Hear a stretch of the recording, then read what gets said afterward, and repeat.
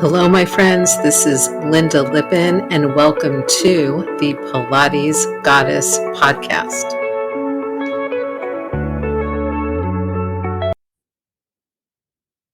Well, hello, everybody. This is your host, Lynda Lippin, and welcome back one more time to the Pilates Goddess podcast.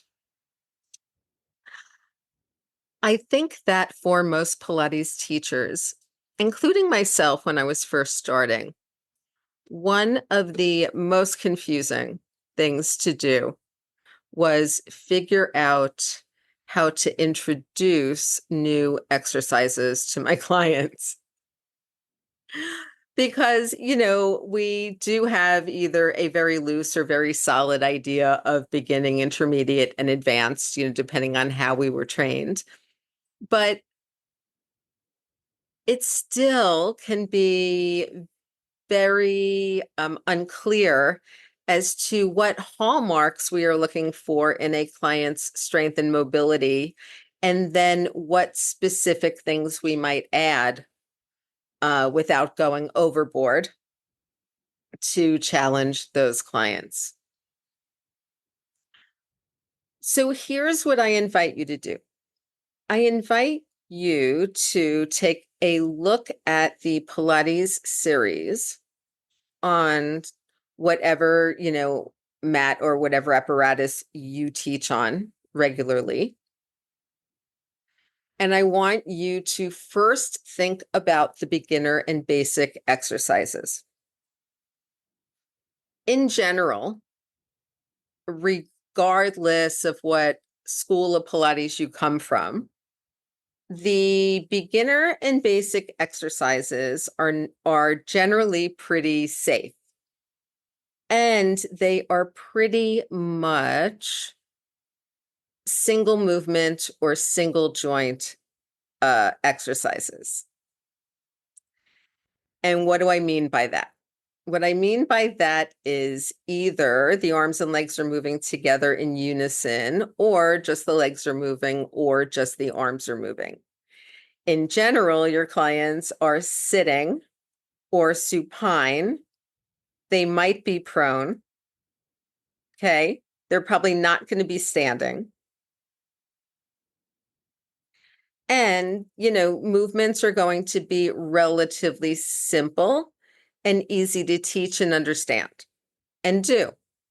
So we're talking things like footwork. We're talking things like maybe arm circles or 100, right? We're talking things like leg circles and frog. We're talking things like elephant or knee stretches or stomach massage. So as we look to kind of expand our clients' repertoire, first thing you want to do is look at the places where your client is having the hardest time in the beginning work. And then what I invite you to do is not shy away from those places, because the places where your client is having the hardest time, or if you're the client, the places where you're having the hardest time is usually the place you need more work. And for the majority of clients, that place is in extension. But we don't want, once again, to go into just full-on mobility, and we may not want to necessarily go into hyperextension, but start in a nice prone place.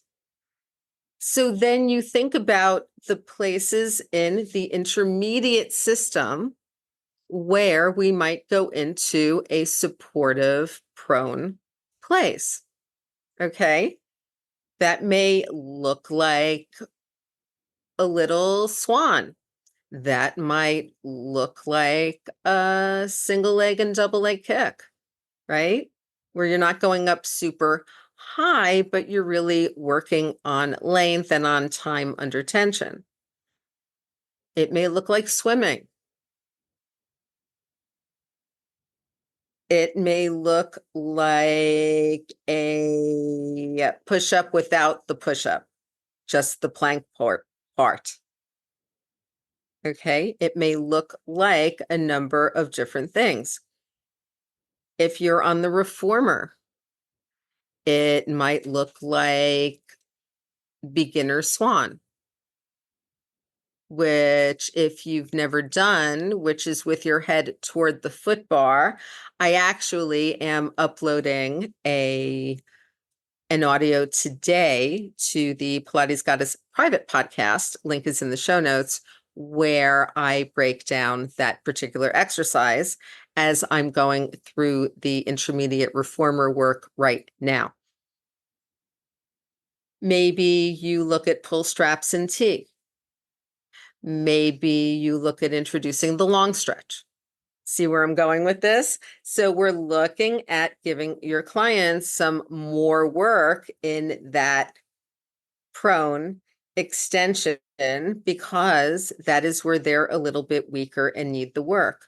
Conversely, if you're working with somebody who's a swimmer, somebody who has a really strong back, they may be weaker in front, and then you want to do more of a focus on front work and flexion. Again, you're looking at your client and then deciding what to add.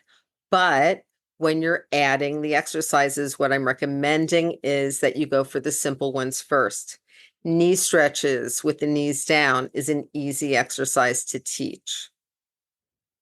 And if you're having problems teaching it, I once again invite you to think about what you're doing in the knee stretch. Okay, so if you get your client on their knees, their hands are on the foot bar, they are locked into their shoulders, so they feel like they're pulling the foot bar apart.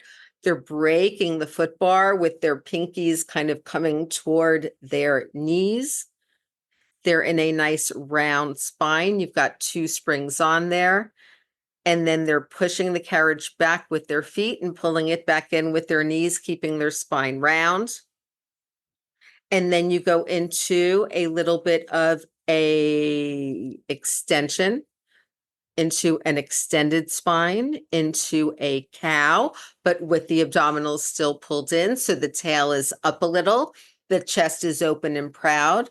We're still doing that same upper body work with the bar. The elbows are straight. And then once again, we're pushing the carriage back and pulling it in. Just moving the knees, not moving the back or moving the pelvis.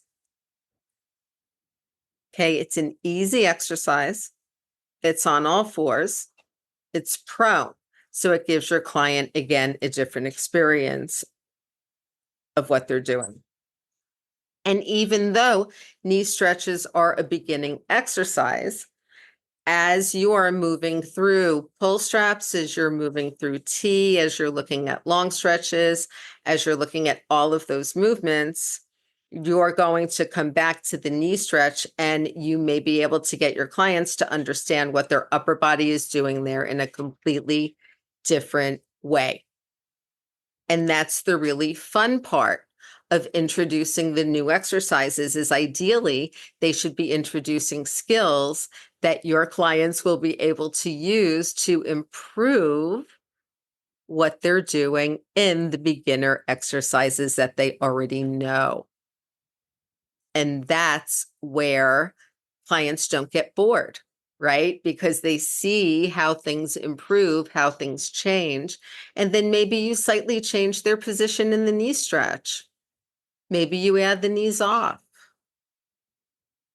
And then suddenly they are having a much more challenging experience of exercises they already know. All right, my friends. Thank you so, so much for joining me. As always, I know that you could be spending your time doing many things, and I appreciate you spending it with me. If you are a Pilates teacher, I invite you to check out Pilates Teacher Mastermind VIP. It's worth it just for the monthly group coaching sessions alone, let alone the vast library of continuing education and business coaching resources that you will have at your fingertips. If you are a Pilates client, if you are a woman over 50, I invite you to check out Strong Bones Pilates, where I am teaching classes online and privates online that are osteoporosis safe and friendly, as well as friendly for joint replacements and chronic pain. And I will be with you soon. Thanks again. Bye. Thank you so much for listening to the Pilates Goddess podcast. Music brought to you by Nerd Salad. Please leave a review on Apple Podcasts, especially if you liked it. And please like, share, and subscribe wherever you listen to your podcasts. Thanks.